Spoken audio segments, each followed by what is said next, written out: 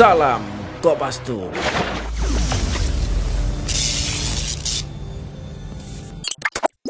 Halo Sobat Kopastus. Polisi resmi menahan politisi Golkar Aziz Samuel.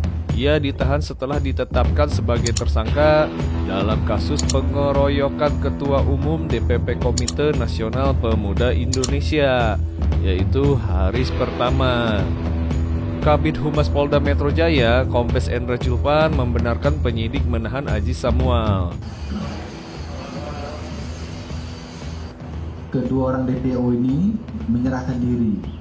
Yang pertama atas nama Saudara Irfan yang menyerahkan diri, kemudian yang kedua Saudara Harfi menyerahkan diri juga ke Polda Metro Jaya. Kemudian dilakukan pemeriksaan oleh penyidik di Treskrim Polda Metro Jaya.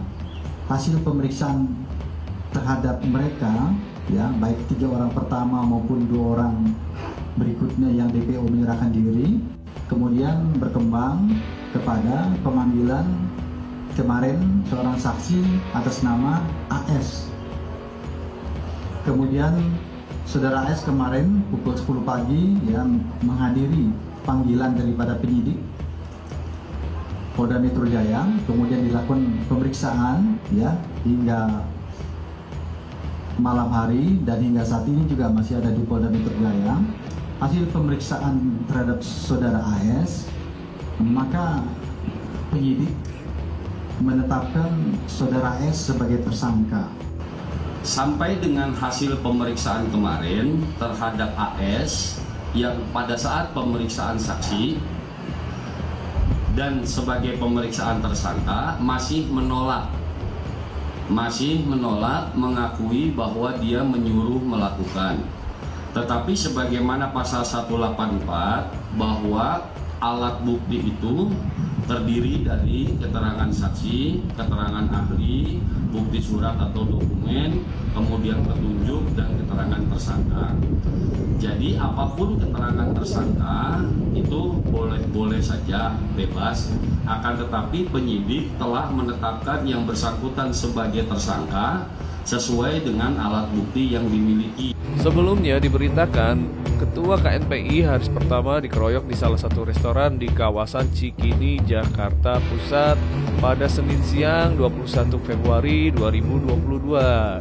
Begini pengakuannya. Saat saya masuk parkiran mobil, kan ada tempat parkirnya. Saya masuk parkir, saya turun dari mobil, baru 3 langkah saya turun dari mobil, tiba-tiba kepala saya dihajar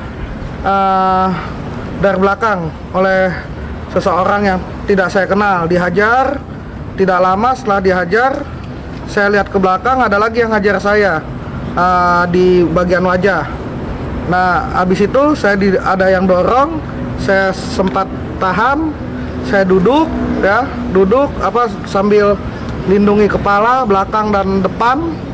Itu sekitar 2 orang ya, lebih dari 1 orang itu meneriakkan berbicara bunuh mati kayak seperti itu.